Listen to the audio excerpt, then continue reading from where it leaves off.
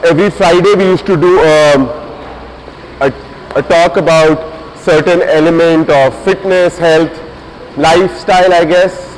Lots of topics we covered over the last one and a half year. So today I think it was a nice topic to cover was because it was International Yoga Day on the 22nd. That was a Wednesday, day before yesterday. So I thought we'll talk about yoga, discuss the essence, the importance, what it is, and how it works. I personally feel that yoga is India's biggest gift to the world. The West is catching on, but I think over the next few centuries, the next few years, decades, it'll even catch on more. You know, people tell me I went for a yoga retreat to California. That sounds funny, but trust me, the West they have a habit of doing everything with excellent expertise. So yes, I think yoga is India's biggest gift to the world, and it will continue to blossom. So today we're going to discuss about the physical, the psychological, and the metaphysical side of yoga, how it works, and how they're interrelated, and how we can carry them over into our daily lives. So I'm going to just narrate a definition of yoga by Patanjali. Patanjali is just not your brand by Ramdev, but Patanjali was a great sage dating back to the 2nd or the 4th century BC, and he was the foremost component of yoga. As we know yoga, he compiled most of the Yoga Sutras, which you can read, the huge texts, or just listen to me say his definition in brief. So he says, yoga is stilling the fluctuations of the mind. Okay, that is simple to the point. I'll repeat it again. Yoga is stilling the fluctuations of the mind. Okay, that's it. Just having stillness of the mind, that constant waves of thoughts, that restlessness, that is it. So it doesn't say that you have to do some asanas or do some kind of penance or some kind of difficult things, but it is just stilling the fluctuations of the mind. And in his Yoga Sutras, he talks about how to do it. In Sanskrit, the literal meaning of yoga is union, unity, union, reunion. I actually say it's more to do with reunion. But reunion with what? Reunion with our highest selves. That is what the reunion is. So yoga, Patanjali laid out the principles of harmonizing the body, mind and soul, so that we uncover whatever dross we've covered ourselves with, the ego, the feelings, to realize our highest selves. That is yoga. How does he do it? By two things. First, the essence is stilling the body. The body needs to be still, and the concentration of the mind. These are two elements which after reading a fair bit yesterday about this topic, I did it very late. I generally prepare my talks a week in advance, but I've been all over the place. These were the two main components that hit me. Still the body, concentrate the mind, you will uncover yourself. And we don't have to do it through difficult asanas, but those asanas, when we are in a headstand, let's say, it requires immense concentration, immense stillness, right? So that's where the asanas came in. So that's one element of yoga, hatha yoga, as we say. The other one, which Patanjali described in detail as well, is called Raja Yoga. So I'll go through them briefly and explain. Hatha Yoga is just a set of asanas which we can follow. They're available. There are lots of practitioners doing really well with them. Even we've contributed, I feel, to the Hatha Yoga asanas by developing the sunriser here. That's a great asana we can use for our daily life. So that's one thing. Hatha yoga has lots of benefits. Physical benefits, of course, improves the vitality of the body, helps in physical ailments, curing physical ailments. So when I was very, very young, maybe 3 years old, someone told me to do yoga for my eyesight, you know. So yoga can, and these things help. So every yoga can really help with your physical ailments as well. The next thing is, the next component of yoga is Raja Yoga. Okay, this means the royal yoga. What this is, it does not compromise any difficult poses or asanas, but it is just a simple science of turning your attention outward, from the outward to the inward. Okay, so we always, our energies are always in our senses, right? Our eyes, our nose, our ears, our skin, all of this thing. So Raja Yoga teaches us how the science of pranayama, life force control. It teaches us to withdraw the energy and take it back to source. Once we have it back to source, what happens? We become the master of that energy. We distribute it at will. Okay, I want to distribute my energy into this. That's real concentration. I want to distribute my energy to study. I want to distribute my energy to do CrossFit.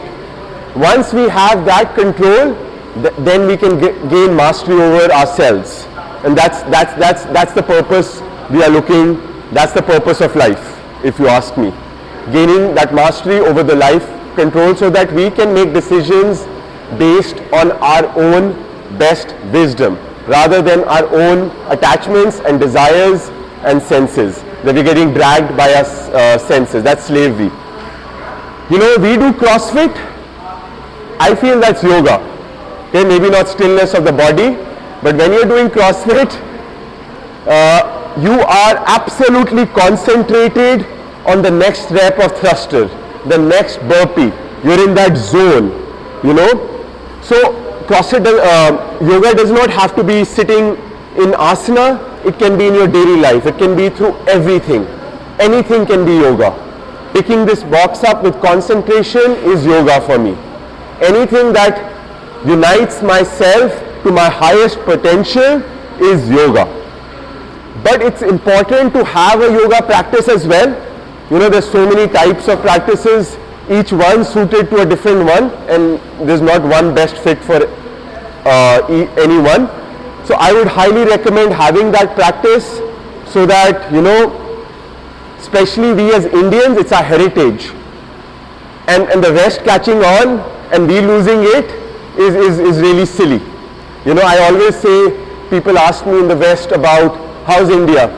I said it's the most fabulous place in the world. But however, what trend I've seen in the last maybe 20 years is India is taking the worst practices of the West and dropping the best of its practices. And we need to stop that. We need to stop that. So, and on the contrary, the West is taking the best practices of India, and best practices efficiency of the West is still continuing. So we need to make sure that we are the forerunners of this practice of yoga, which is a gift of our country, which is the blessing of our country to be born here in the land of yoga. It really is, trust me. So yeah, that's about yoga. I am not going to go into the details of asana. You can Google that up. This is my just personal, I guess, beliefs and interpretations of what I read. And would anyone like to add or ask any questions regarding this topic or anything in general as well? Natasha, you always have something to add. Yes. Okay. Okay. We'll wait then. If anyone else. Like there's so many new forms of yoga now. Yes. So how to identify which is right for you? Yeah. Not for you, but like how do you know what is yoga and what is just a fad? So as I said, identify stilling the body, concentrating the mind. If that's doing it for you, that's right, I feel. That's the two essence, as the topic says, essence of yoga. I diluted the essence of yoga to stilling the body and concentrating the mind. If a practice is doing that, it's good for you. Okay? Prithvi, do you know any yoga pose? Yeah, show it. Very good. That's a great for balance, stillness and concentration. Excellent.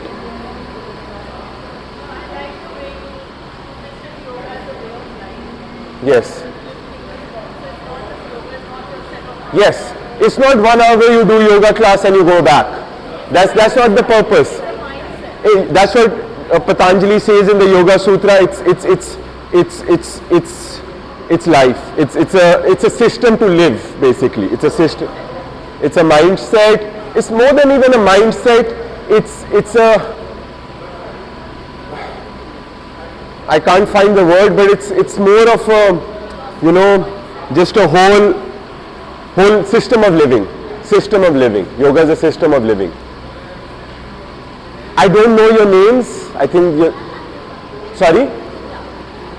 The Divya, and you are? Roshita. Nice to meet you. Yes. Anything, Preeti? No, I just want to add that I started doing yoga when I was 4 joining.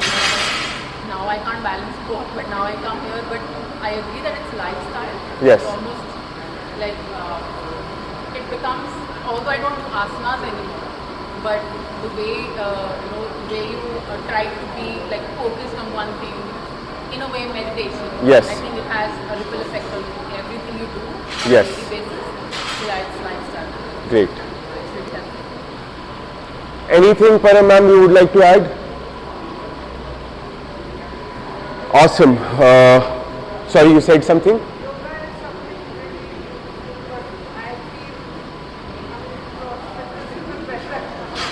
CrossFit is yoga. You know, we have to understand the principles behind yoga. The concentration, it's as we can use the principles of yoga and apply it to CrossFit as well. I think it's easier to still the mind here because you just have to survive and get to the next movement than sometimes even yoga because when you're sitting quietly, it's easier for the mind. When you're made Yes. quiet, you're like, okay, let me just get through this. And Look, when we are under stress, the human body concentrates most. It's natural. So when we do CrossFit, we are under stress, so it's single pointed concentration. That is what we have to learn, to have that single pointed concentration no matter the stress. It's just that is an evolutionary response. That when we are stressed, we concentrate. But we have to learn how to do it the other way.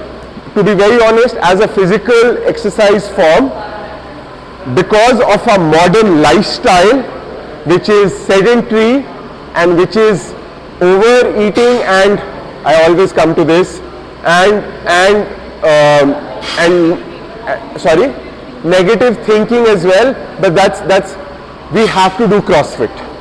Yoga is not sufficient, just as a physical form. If we ate sattvic food, we had an active life, yoga is sufficient. But we're going to go home, lie on a couch and surf through the internet and order from McDonald's and then do a 30 minutes of yoga. That doesn't cut it. So for that bad lifestyle, we have to do this bad workout here. We have to punish ourselves with this. So make your choices. I'm trying to shift to the other side now.